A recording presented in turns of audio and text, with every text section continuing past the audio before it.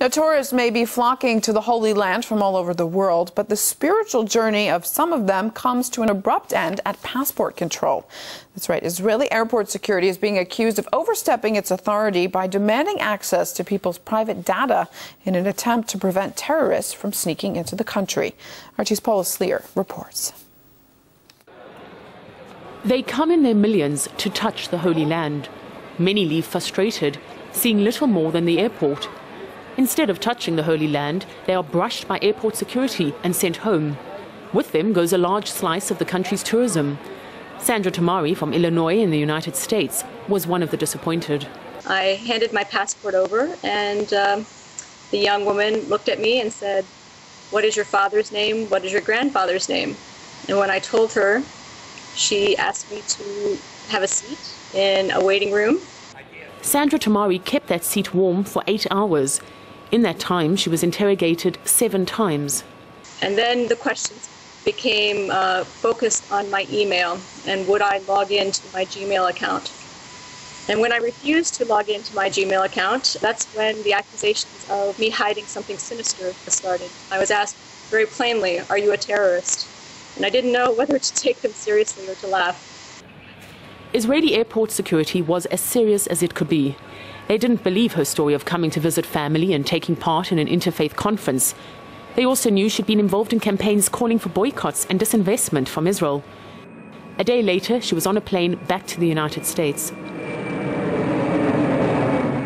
Sandra's experience is not unique. There are many more who have suffered in the same way.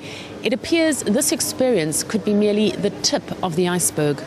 This is way beyond anything. It's like asking you to go back home and open your safe. Let us see what's there. They can find your contact list. They can find where are your plans, where are you heading to, everything. But the thing is that if you're a terrorist and if you're smart, you wipe your laptop before you cross and you have a dummy account so that no one will ever access your mail. But saying, let's focus on the beauty of it all, but also remembering... Aware of the problem, tour operators are telling potential tourists what to say. Generally at the airport, we encourage all of our groups to show a fake itinerary, yet also to say that they're coming to spend their time mainly in Jerusalem and the rest of Israel, and then not going anywhere to the West Bank. But deleting Facebook profiles and setting up fake email addresses doesn't touch on legal questions. There certainly is no basis in law whatsoever for them to be asking people for their passwords and usernames and entering their Gmail accounts. I find it incredibly difficult to believe that they had obtained a warrant for any of these searches. And so I think it would be very difficult to find a basis in Israeli law for this kind of search. Israel's strictness follows a series of run-ins with international activists in recent years. Hundreds of pro-Palestinian demonstrators were stopped from flying into the country recently, as Israel tightens its grip on who can and cannot step foot in the Holy Land. Paula Sleer, RT, Tel Aviv.